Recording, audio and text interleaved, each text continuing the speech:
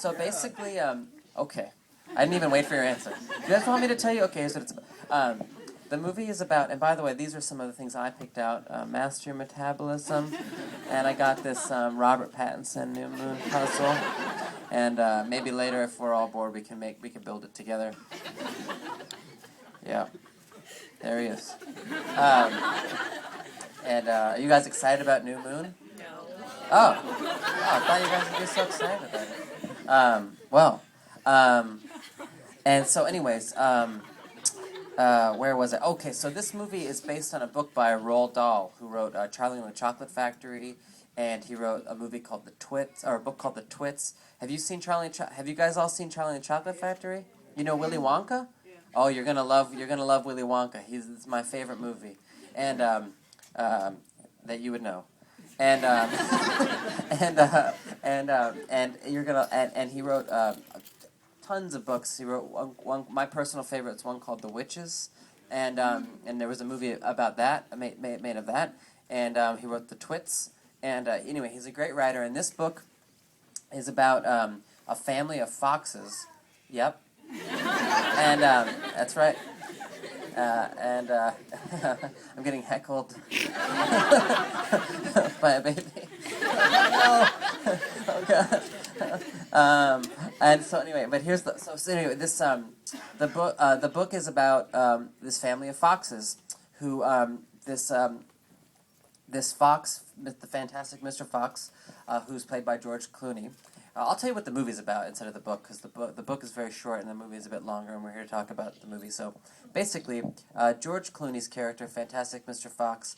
I don't want to give away too much, spoiler alert type thing. But anyway, he's a fox. He's an animal, and he breaks into barns and chicken coops, and he steals chickens and steals things. He steals apple juice and anything. Anyway, but it's very dangerous to steal. And it's very bad to steal. And his wife, who's played by Meryl Streep, who you guys will love in years to come. She's his wife, and she's pregnant with a baby, and she tells him that he's got to stop stealing things and find a new life because stealing is too dangerous, and she's going to have a baby and she wants to have a family. So he gives up being a fox, a thief, and he becomes a writer for a newspaper magazine, for a newspaper. And but deep down, there's something in him that feels like it's missing. That he's a bit he feels a bit lost. He's not satisfied with being just a writer, and he realizes that what he really misses is his animal instinct. Which is to be a fox, to break into things, to be cunning, to dig, to steal chickens. I hate to say it, to steal chickens. And basically, he moves into a new house, and he realizes that he lives across from these 3 farmers who have these incredible farms, and he hatches a plan to go break into each of their farms and steal everything that they have. And he's very successful at it. But halfway through doing it, the farmers catch him, or they catch on to him, and they fight back. And thus begins a crazy battle between foxes and animals and men. And it's incredible. And really what the movie is about is, kind of being okay with the person that you are deep down, like your natural instinct. And I know I don't want to sound cheesy, but I feel like that's kind of what it's about when I watch it. I think it's like about be free, be wild, be an animal, and don't be ashamed of who you are. And my character, I'm the baby. I play the baby of George Clooney and Meryl Streep. And I am, my name is Ash, and I am in the movie. And I'm a very little fox for my age. I'm shorter than every other fox, and people are really mean to me, and they pick on me a lot. And I want to be a better athlete, and I'm not a good athlete. And I like a girl who doesn't like me back, and I want my father to like me, but he's so busy thinking about stealing and stuff that he doesn't really consider me or recognize me. And everyone calls me different because I read comic books and I wear a cape.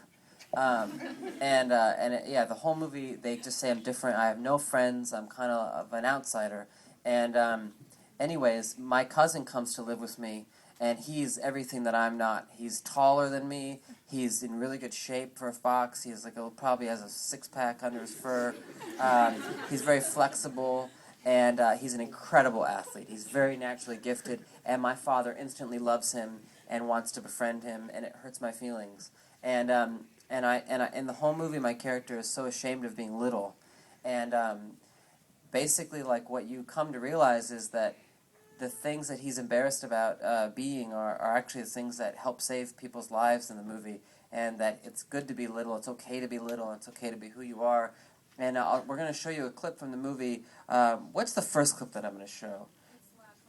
Oh, okay. So I want to do two different things, but first, can I just show you guys a little scene from this movie? In this scene from the movie, I'm in my school, and I'm in lab class, science class, and the girl that I like is my science partner in an experiment that we're doing, but she's so in love with my cousin, and I know it, and I'm sick of it.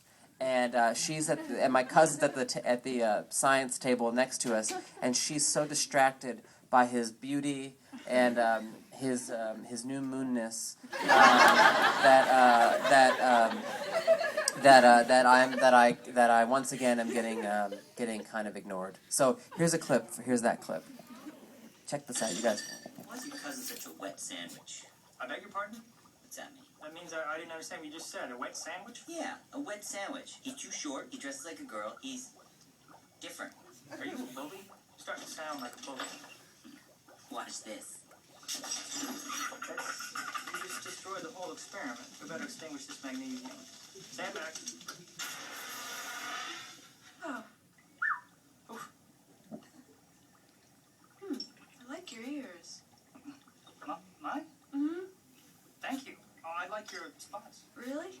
I used to cover them up, but, you know. You're supposed to be my lab partner. No, you're not. So that's a little scene from it. And actually, there's a part that comes before it. Was that the beginning of the clip? Yeah. There's a part before it where I'm saying, like, magnesium. And she doesn't give me magnesium. I'm like, pipette. And I'm, like, asking for all these various tools, and she's, like, she's just daydreaming. It's really depressing. So, but then to lead into this other clip, which I'll just show you immediately following that last one, is later in the movie, so basically, like, my father's tail gets taken off his body. And I'm trying to work every demographic into that explanation. And his tail gets taken off his body. And my character, his son, wants to go get his dad's tail back. All right. That's what we want. See, that's the reaction we want in this part of the movie. It's very intense. So this is working. Okay, so my character, my dad loses his tail. That's the way to say it. My dad loses his tail.